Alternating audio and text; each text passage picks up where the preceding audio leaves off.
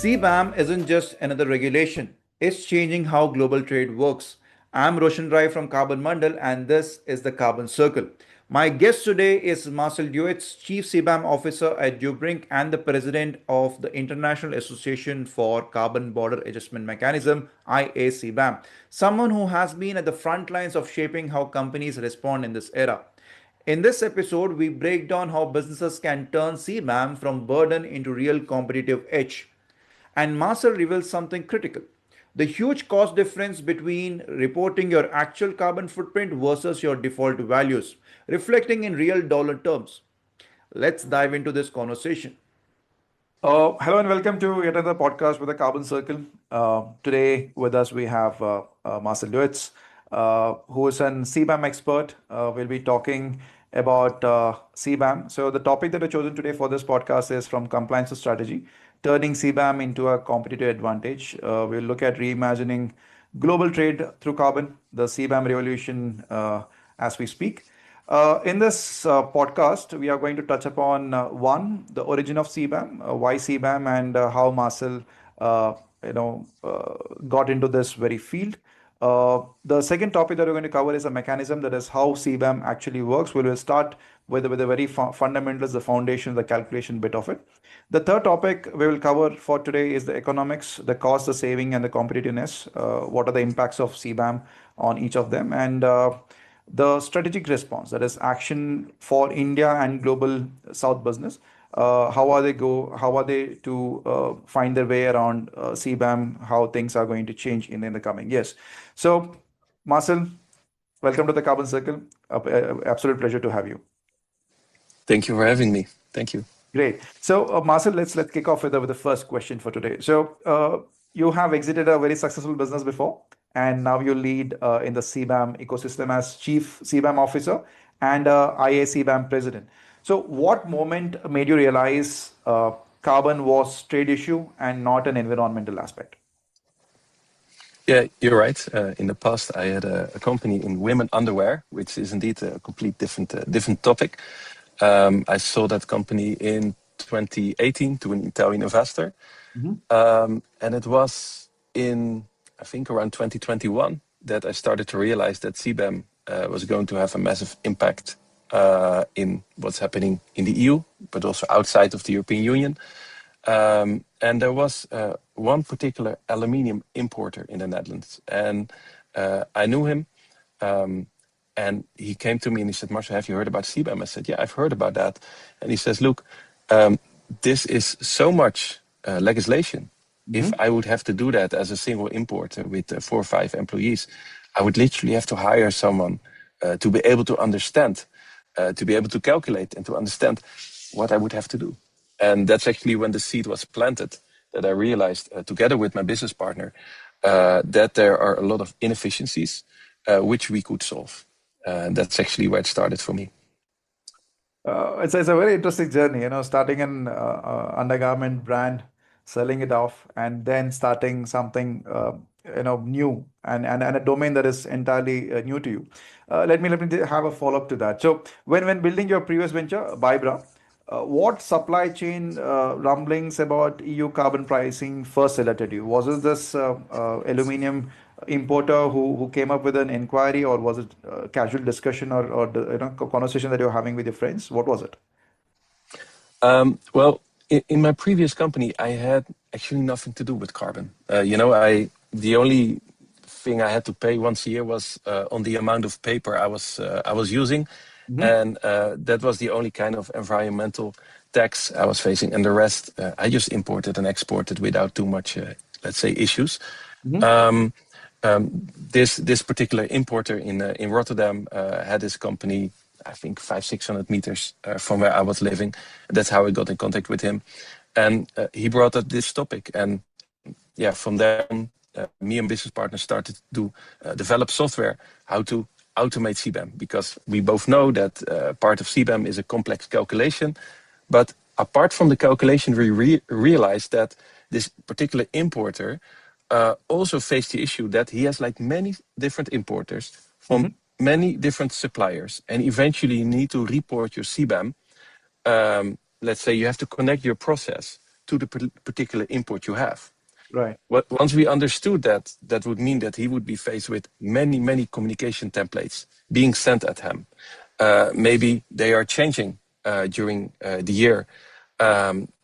It would be just too hard for him. And that's when we actually started to program, and we realized that there's an option to make CBAM a little bit more efficient than it is. And that's actually happening now. We have over 2,000 companies in our platform, helping many of them to report CBAM on this side. We help factories together with, for example, consultants all around the world to make CBAM easier for them in the third countries. But there's still a lot to do. I just got a message from my colleague that the Belgium National Competent Authorities said that they received only 400 applicants of importers that want to become CBAM authorized declarant. And that is less than 50% what they are expecting. And it's now just February 2026. Yeah. There was an exemption that up till 31st of March, you can still become an authorized declarant. And after that, you can't import CBAM goods on your company. And let's say there are interesting times ahead, because what happens when, as a, let's say, Indian producer, you're sending your goods to the Netherlands, and your client, who could always import their CBAM goods without too much hassle, now has its container stuck at the border. Yeah, I mean, we will have to do a deep dive into the very fundamentals of CBAM, so that it is easier for our listeners to understand, have their have a grasp around how it is going to impact their business and everything around that. But what fascinates me is you coming from a background or having started a business in the textile industry, switching to software and now dealing with CBAM and everything around it.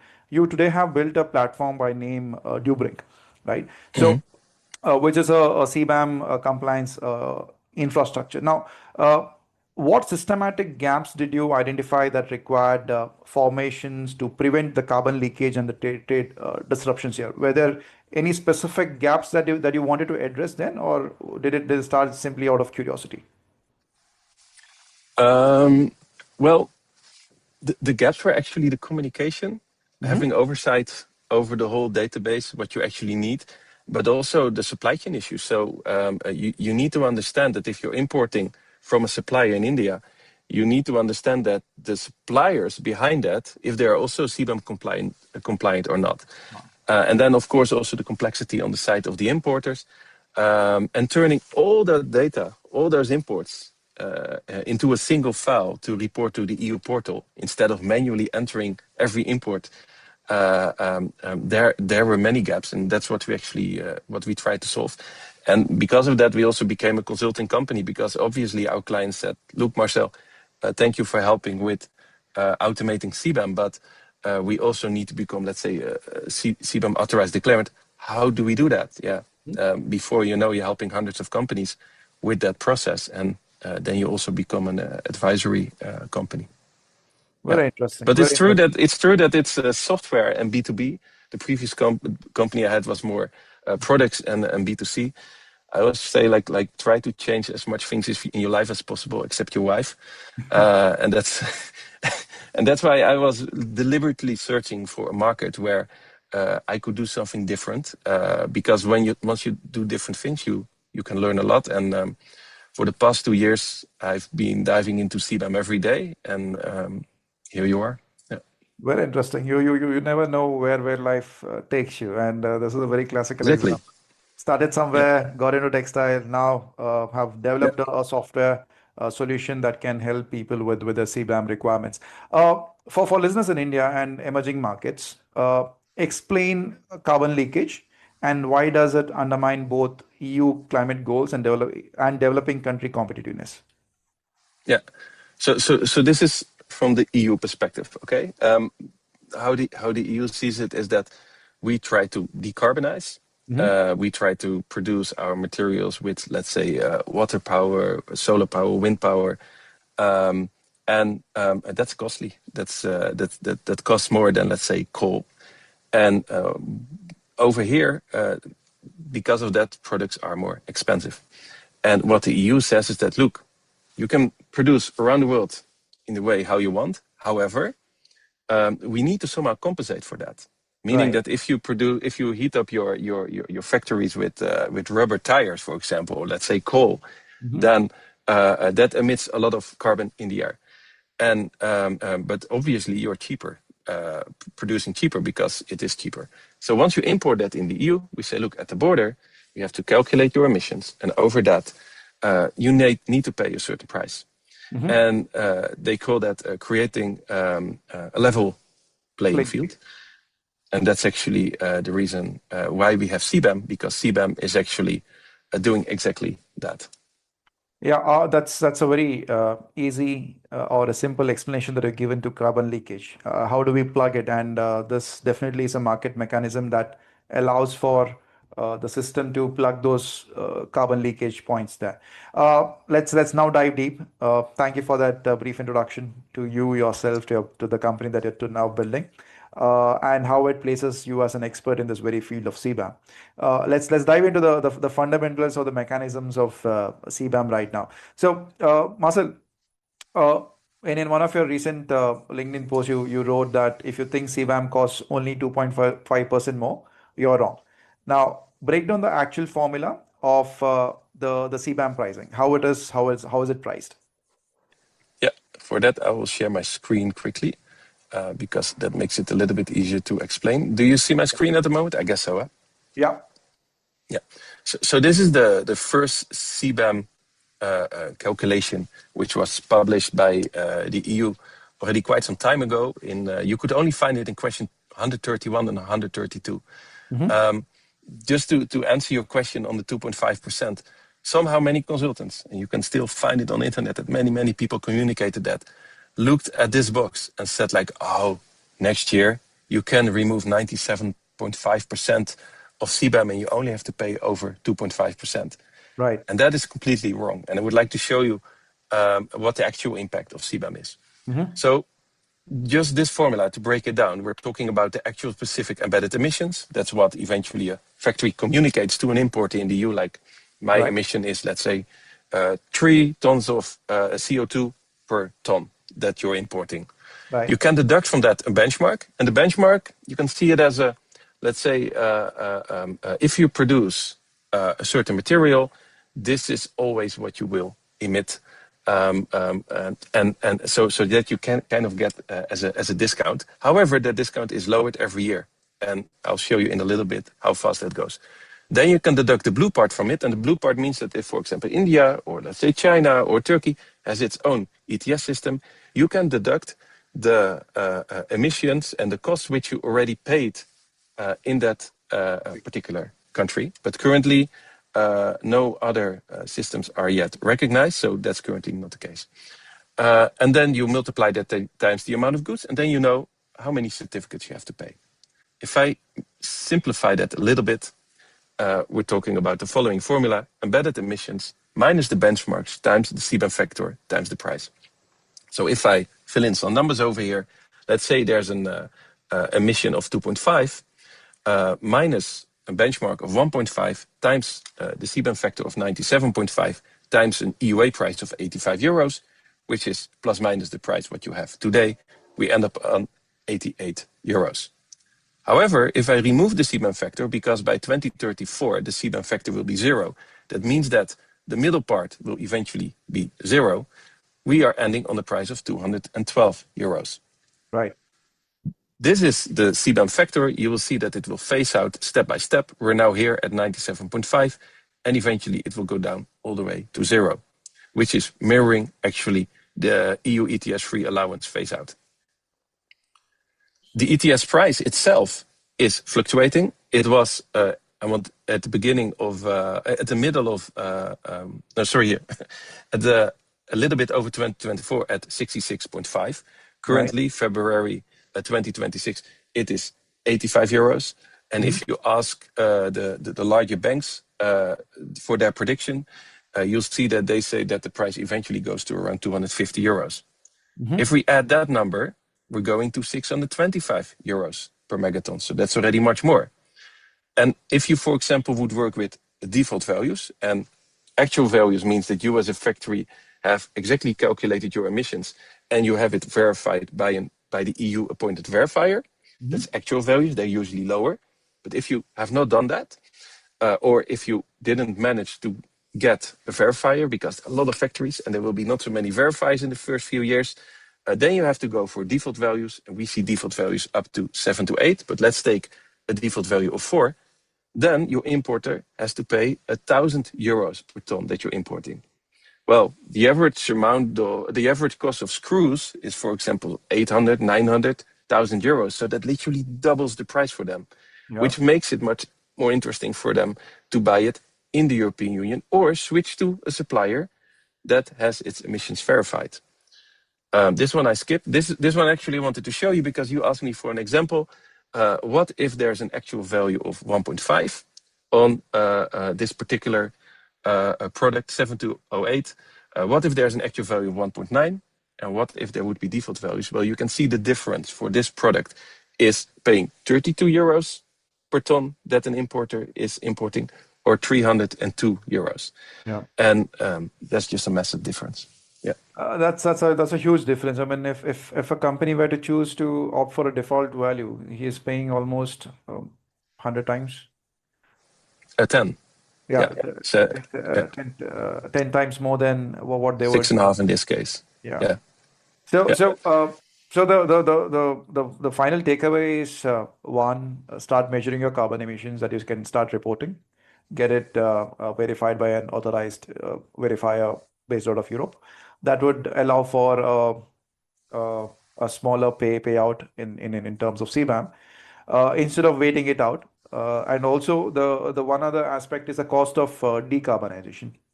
That's also Yeah. going to go up and up in the coming years, not just the price that you pay for CBAM. So everything would then add to the entire the cost factor of it, which will compress, or rather you'll end up paying more from your pockets rather than making profit. So your margins are likely going to be compressed there. Marcel, thank you for that. I mean, since you shared your screen and shared this information along with the formulas, that makes it that much more clearer. Let's now try and understand the uh, the three calculation methods, right? I mean, I think you touched upon that point, the actual default and the standards. So uh, why are default values largely eliminated as of January 1st, 2026, which is creating urgency for verified data? I mean, we began the CBAM journey sometime in 2023. Up until 2025, there was a transition phase. Now we are entering the definitive phase. So how is all of this impacting the entire setup? Yeah. So the how do you mean tree calculation? So the one calculation is the actual one where that is the most recommended one that you just shared, which is to do the measurement and get it verified. The second is as a default one, but the default numbers are significantly higher. I mean, if you were to go with the numbers that I just showed, while going with the default values, you end up paying 10 times as compared to the actual value. So why is it kept so high? Yeah. The what I did with the default values is that you're actually taking the higher emissions in a country. So with actual values, you can prove that you have lower emissions. And we actually thought, actually many people in the CBAM world thought that the default values wouldn't be as high as we see it now, but it also makes the urgency to decarbonize if you still want to enter the EU market much more. So you had like the previous situation, which were like kind of average default values. They were just averages. Now we have high ones and we have the low actual ones. It is a tricky situation, especially for certain countries. For example, I was in Serbia some months ago, and they didn't have the system, and I could sense that they were a little bit reluctant to have their own CBAM system. However, what we realized is that if your production is mostly based on coal, it will be very hard to enter the EU, especially if you're not verifying. However, countries like Turkey and other countries around Serbia, for example, they also will struggle, and the companies that do not have their data verified and do not have actual values, they will start looking for other markets. And of course, those markets are the markets which do not have a CBAM system. So you're going to end up in you're going to end up with two issues. One, there will be other countries, I don't want to say dumping, but let's say more focusing their sales on your country. At the same time, the country itself is less able to export to the EU, so it will also start to sell products in its own market. And as a country, that's an unpleasant situation. And that's why you start to see now that CBAM starts to have a kind of a domino effect.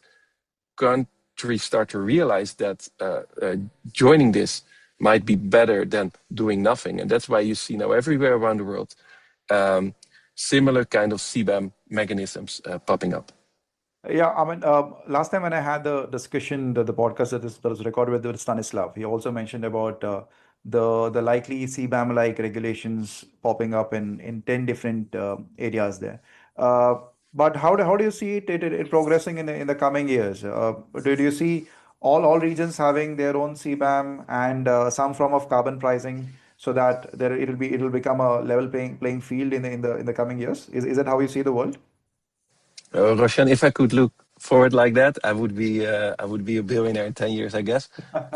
There are a lot of factors, right, which will influence how a CBAM will be rolled out. For example, geopolitical situation, which is something which is extremely hard to predict, right? But let's say if things would be very stable, Hmm. then I do see that countries start to realize that if you want to export to the EU market, and if you just want to transition to a cleaner industry, then this is the right way how to do that. You know, it's very hard to incentivize in a different way importers, but also suppliers. Right. And in that way, if you really understand CBAM, you start to get that it's a complex, Hmm. but it's also a smart mechanism. For example, I'm president, as you mentioned, of the International Association for CBAM. We did research on, in the first few years, what is more effective: single factories decarbonizing, or that the country implements its own CBAM mechanism. And the latter has a much bigger effect on the Right. cost for importers. Hmm. And they're all of these kind of small things where the better we understand CBAM, the more we're like, they really thought about this. So where are we in 10 years? Um, I'm not sure, but I do believe that actually I would say that a lot of countries have adopted their own CBAM mechanism, and they can pay their taxes in their own country instead of paying them in the EU, because you can deduct those that you pay in your own country from the cost the importer would have to pay in the EU. By that, you become more competitive. And if I would talk with my grandson, Hmm. who doesn't exist yet, and I ask him like, would you like to have a world where we all produce very clean and where we decarbonize? Let's step away from climate change and that stuff. Just like if we produce, would we like to have like all kind of stuff in the air, or would we prefer to have it as clean as possible? I'm confident that he says, give me a world where we learn to produce clean. Yeah. So apart from CBAM or not, I think it's a natural movement that over the years we will try to create a way how we produce our materials in a clean way. The problem is, of course, that some countries are more ready for that than others, Yeah. and that doesn't always make it easy to Easy. implement. I think this is where the resistance, or rather the friction, is now being felt, because some countries are ready, some countries are seeing. I mean, the transition is always difficult when your status quo is removed. Then everything feels wrong. Uh, let me dive a little deeper in the same uh, side where the implication of entering the definitive phase. I mean, the question that I previously asked is, how do you view the world maybe 10, 15 years from today? And the clear answer that you gave was, if you had a grandson, uh, they would want a clean production, as compared to something that puts a lot of stuff in the air or water or the food that they eat. Uh, So what is the implication of entering a definitive phase in 2026? What does it mean? And can you throw some light onto the changing environment or the changing requirements for both exporters and importers in EU? Yeah. Um, w- Look, we really see a lot of importers thinking of completely changing their supply chain. Some Hmm. countries have such high default values. Look, the problem with the default values is the following: that what you need to do, step one, understand what CBAM. Step two, or maybe that's even step one, hire a consultant, ideally in your own country. So in China, Chinese consultant, India. So some companies come to us, we're happy to help them, but we usually connect them with our network because it is good if a consultant can go into your factory and point out where are the problems, where are the emissions, etc. Once you understand that, you need to work together on a monitoring plan. You need to start tracking your emissions. And once you have that data set, it has to be verified. Right. Those verifiers should have been appointed in 2024 Q3, if I remember well. Hmm. And at the moment, it is 2026 Q1, and they haven't been appointed yet. And it looks like that's going to happen in Q3 this year. So Right. then suddenly there are verifiers, but there are many, many factories. And um, um, we think there will be quite a shortage Shortage. of verifiers. Mm. So between Q3 2026 and Q3 2027, because that's the latest date that an importer can report its emissions, the Hmm. data needs to be verified. Um, um, that brings a lot of uncertainty for importers because they're like, what if my factory is not able to find that verifier? Or what if my factory didn't do it right? Or what we also see, let's say there's a supply chain from an exporter, then someone is making screws, he's making that from a certain material, certain wires, and eventually there's a steel factory under it. The moment when the one which sends the goods to the screw producer Hmm. does not have its emissions verified, you also cannot use the emissions from the steel factory, from the steel mill.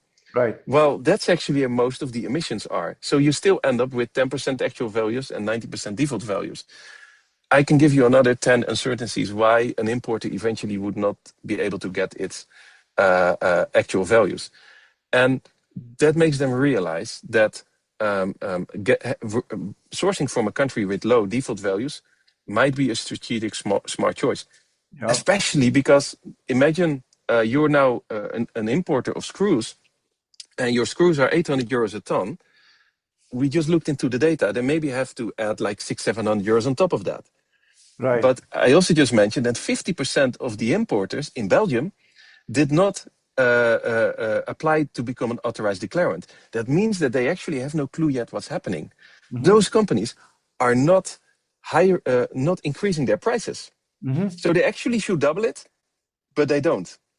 So what happens with companies who do not realize that suddenly they will have next year a massive bill to pay?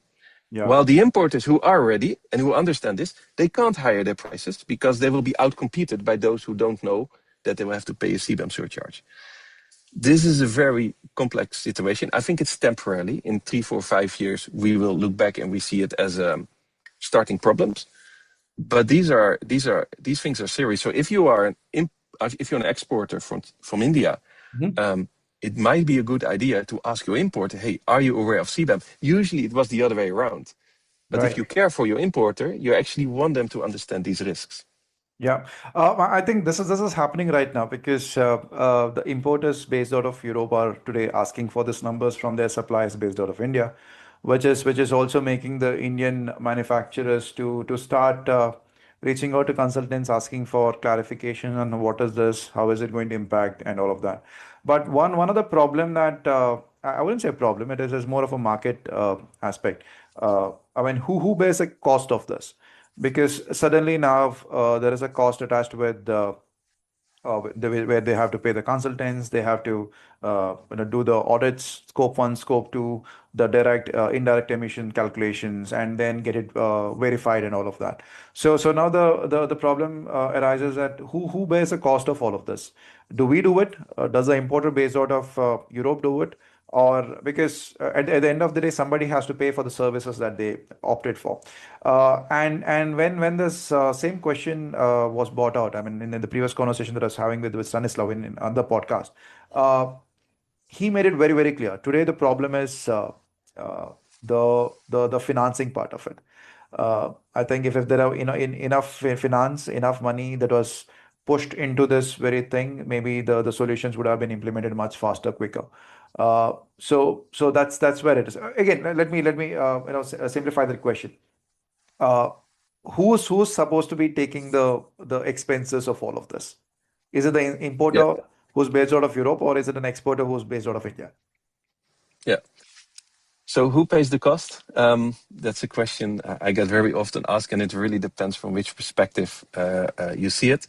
Um, Suppliers, they are like, look, CBAM is a request from you guys. It's from the importer, so why would I pay for that? Importers see it differently. They are like, look, you are exporting to, let's say, 50 companies in the EU.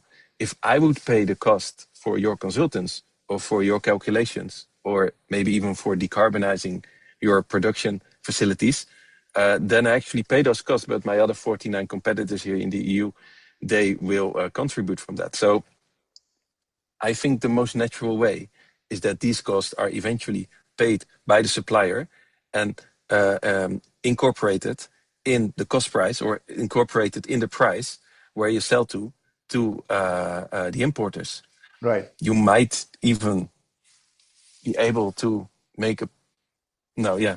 So yeah, that's actually Yeah, because what I see happening. yeah, because what would then happen is right now there is an advantage of better margins for an Indian exporter as compared to somebody who's producing it domestically within Europe, and now they're not just competing with other exporters based out of India. They're technically competing with the manufacturers based out of Europe as well, which then shrinks the margins that they have to play around with, and that is where. So initially there is a shock. Of course, there is a shock that has to be borne, which has to be borne by somebody, and I understand that it makes more sense for exporters to take absorb that cost for now, and maybe get the best results in the due course of time, when the price of the CBAM certificates are going to go up and up, which will make them more competitive in the market, perhaps leading to more business in the coming years.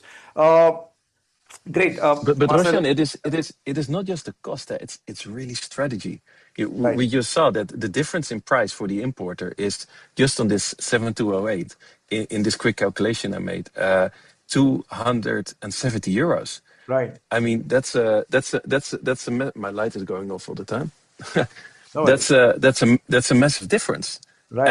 And if you can get that price to actual values, the 270 euros, maybe you can sell your product for a little bit higher Fine. price.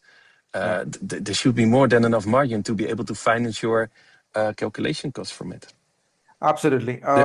The real problem is that decarbonizing from coal to another, to go from blast furnace, for example, to electric arc furnace, that's where the real difficulties are. Then we talk about a lot of money. But I think Stanislav in the previous podcast maybe Yes. spoke about that. We, Yeah. we we we did talk about the technology behind us. I mean, specifically in the steel industry area. The various options that is present for decarbonization presently, and clearly there is not much technological advancement that is, because when you talk about technologies or techniques of that is used within the industry, hardly three innovation has been done in so many years of time, and clearly there is so much to be done, given that we were now reaching the 2050, the Paris Agreement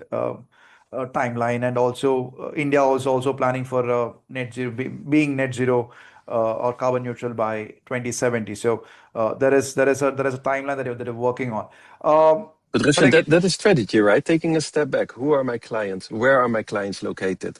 Where do I see India going the upcoming years with this? How important are the EU clients for me? What's the difference in margin mhm, I will be able to add, or what are the costs what the importers will have to pay, not just this year, but in the upcoming years it will increase. When is the break? When is the moment that I really get troubles with selling my products to the EU market? And is it then worth to invest money and time into changing my production processes. Yeah. It's more than just costs. Yeah, here again, there is one other question that we are usually being asked as consultants, which is we have carried out something called as a life cycle assessment, an LCA, which is to measure the product's environmental impact from its raw material extraction point to the end of life, right? The next question that we are always asked is it good? Is it bad? Meaning, I mean, simply said, who do we benchmark it against, right? So if it were for a steel company, what is an ideal carbon emission per ton? Or if it is for a cement manufacturing company, what is an ideal carbon emission per ton of cement produced, right? So these are the numbers that are now being asked. And would it be worth investing into decarbonization right away, or do we wait for a certain period of time? So there are multiple questions that are now being asked by multiple manufacturers here in India, where there are reasons for doing that. Of course, CBAM is one prime driver for these kind of questions to now being discussed. But again, let me get to the third topic, which is the economics of it. So let's take a concrete example here, Marcel. Uh, let's assume 1,000 tons of Indian hot rolled coil at EU benchmark, which is at around 1.9 tons of CO2 per ton. Uh, Now, if we are to calculate the CBAM cost, uh, and if we were to recalculate with the verified number of 1.5 ton CO2 per ton of the hot rolled coil, what's the saving per 50,000 tons? This was a question that I had asked. I think it was a little too complicated there. And perhaps it would be easier for you to maybe share some numbers to maybe give that clarification on what would be the difference for the increase in the production capacity, or perhaps a reduction in the carbon intensity of the produce. Yeah, indeed. So that's a good question. Over here in the Dubrink software, I actually have added 3 lines: India, default values, actual values, and an actual value against 1.5. You Mm-hmm. asked me for 1,000 tons, right? Yeah.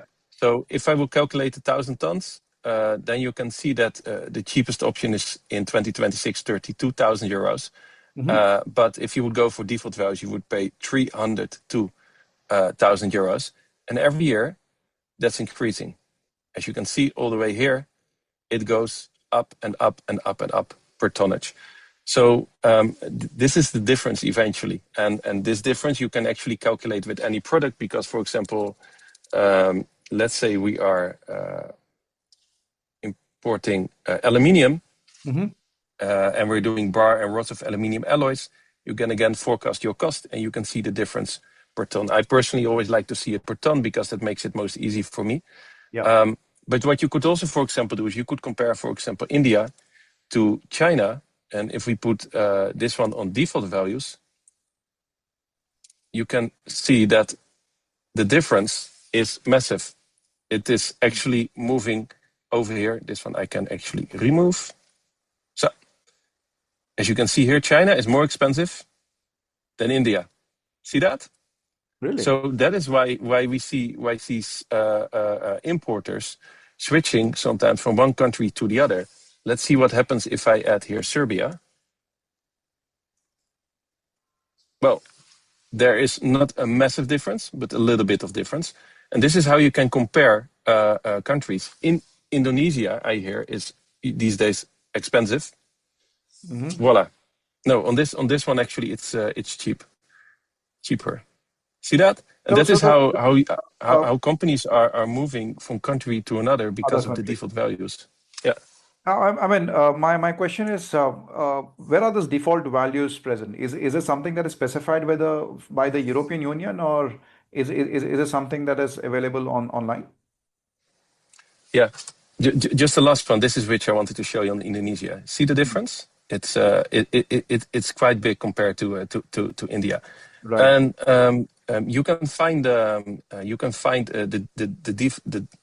these Default. values you can find, of course, in the documents which were published just before the end of the year Mm-hmm. by the European Union. There's a CBAM website, and there you can look up all these values. Having that said, the default values might still change a little bit. Yeah. Sorry, the benchmarks. Yeah, yeah. I mean, Yeah. very something that's, of course, I mean, it sounds complicated, and I believe it is. It is to an extent complicated as of now. But I mean, we understand that this confusion is meant to be during the transition phase. But I only believe that uh, this complexity will only be simplified in the coming years, until all the costs are being absorbed by somebody for it to Yeah. have a more level playing field. Again, Yeah. my next question is on the carbon pricing again. I think we discussed a slide on this, where I brought up the discussion around the CBAM mechanism across the globe, and India Hmm. coming up with its own carbon pricing. So, my question is this: should India implement domestic carbon pricing for CBAM credits, and how could revenue fund industry transition, flipping CBAM from cost to opportunity? Oh, if they should or should not, that's not up to me to decide. But what I can say is that if you're a country, you can choose between having these taxes being paid in the EU or in your own country. Mhm. So that should be part of the consideration, I'd say. And what we see is that it makes it, of course, for importers in the EU much more interesting, because everything what is already paid on the side of the factory doesn't have to be paid on the side of the EU. And Again. that's why I think that more and more countries will eventually implement their own CBAM mechanism. We'll jump to the last part of the conversation, which is the topic that we've chosen, the strategic response. You clearly made it a point to be put across that it is high time for both importers and exporters to look at the data and understand how the default values and the actual values are going to impact their business margins, so that the companies can choose to start primarily with their measurement, so that it can be factually recorded, to get it verified by parties who are accredited. And the cost of decarbonization is also a factor which will add to the entire margins there, right? So let me ask this: for an Indian exporter facing first CBAM declaration, what are your day one compliance steps? What data systems must be built immediately if you were to make the first recommendations? Yeah. So first of all, I would, if it would be me, if I would have a production company in aluminium, or I eventually would export it, I would hire a consultant to get informed on what is CBAM, how does it work, where's the impact, etc. And I would make a plan with that consultant, how by the end of the year I will be able to get my actual values. It starts usually with the monitoring plan. How am I going to calculate everything? And from there on, depending on the industry, because we're not just talking about aluminium, right? We're talking about steel, about fertilizer, about hydrogen, etc. I would, try to put that end goal and say, look, together we need to get the actual data, and then get it verified, so I can I can prove my emissions, and by that become more competitive as a exporter to importers in the European Union. Right. The other aspect here is the cost of getting the entire carbon emissions verified. Now, the size clearly has a role to play, because for the larger companies or the larger businesses, they can absorb the costs here, right? While for the smaller organization like an MSME or SME, as we call it, small and medium scale enterprises, absorbing this cost becomes extremely difficult, because the cost of getting it verified is, I mean, we're not sure what is the price point it is going to end up at, but it is going to be something to bear. So What how do do you you what do you think, Roshan? From your perspective, what do you see? What are the costs you see popping by here and there? One is of course the consultants who are based out of Europe. The hourly price rates are higher, which means the cost is also going to be higher up. That's one. Two is the since the expertise all lies there. There is no leverage or negotiation opportunity that is present for Indian businesses in in this case, where they can negotiate on the prices to a large extent, how they do with companies like ourselves. Uh, it is slightly difficult from, I mean, from my perspective, to be commenting on this, because unless there is an expertise, a training, a methodology that is built within the Indian system for the Indian exporters, it is going to be a lot difficult for the Indian business, I feel, especially the MSMEs and SMEs. And this is where I feel the government needs to step in, whereby allowing for some subsidies so that they can support the SMEs and MSMEs during this is phase, where if not, they'll lose the competitiveness, because the larger firms will manage to absorb the costs, while the MSMEs and SMEs will find it extremely challenging to absorb the costs. So, Yeah. subsidized, or some form of incentive or some form of subsidy, if it were to be provided, or maybe a loan at a very cheap rate, would be something to look into. I mean, this are my point of views, and I might be absolutely And wrong. also that it's not just upon that company, but it's Mhm. also upon the companies they are buying from. Because, like we mentioned before in this interview, if you can do something about decarbonization yourself, or you can calculate your emissions. But if your supplier doesn't, Yeah. then the effect for the importer is still limited. And that's why education and consulting is important, to make sure that you really understand what is the way to move forward if you still want to be competitive in the EU market. Yeah. Absolutely. I am on that. And it is, I mean, like you also rightly pointed out, and over a period of time, it'll only be meaningful to be doing this and staying competitive. But one of the problem or a pain point, as a consultant, that we face is myopia, the short-sightedness. I mean, most of the companies try to make a quick buck. uh, the timeline that they see is, very short term. And when we talk about sustainability, we usually say it's this is a long term thing, right?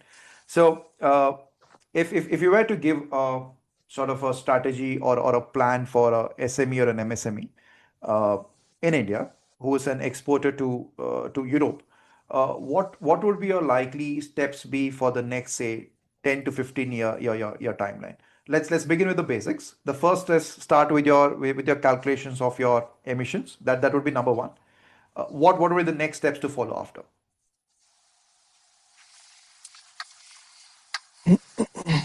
It's really hard to look into the future. Roshan, what I would do if I would be an exporter, or if I would be a steel producer, I would involve consultants Mhm. on the side with specialism about decarbonization, Mhm. to map out the way how to decarbonize in the upcoming 15 years. Mhm. I don't think we have to go into details how to do that. Yeah. But first of all, short term, indeed, calculate your emissions. Make Mhm. sure you get your monitoring plan right.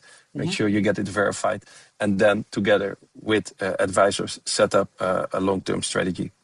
And that involves actually a lot, right? That involves like calculations, see where's the break even point at the moment, and maybe even involve your largest clients, to see if you can get commitment. Like, I'm happy to decarbonize, I'm happy to make certain investments, but I also want to have guarantee then that in a few years you don't just suddenly switch.